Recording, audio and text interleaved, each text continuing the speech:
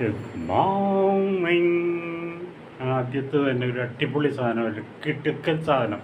ആ സാധനമായിരിക്കട്ടെ വിചാരിച്ചിട്ടാണ് half Nelson.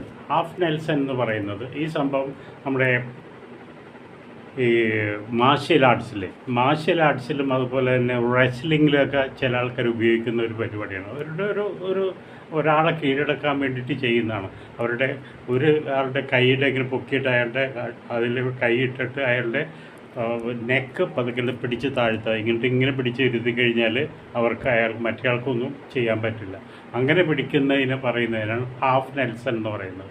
ഇനി ഈ ഹാഫ് നെൽസൺ തന്നെ വേറൊന്നും കൂടിയുണ്ട്, അതിനെ പറയുന്നതാണ് ഫുൾ നെൽസൺ. രണ്ട് കൈ കൂടിയിട്ട് ഒരാളുടെ കഴുത്തിന് ഇങ്ങനെ പിടിച്ച് വെക്കുന്നതിനാണ് ഫുൾ നെൽസൺ.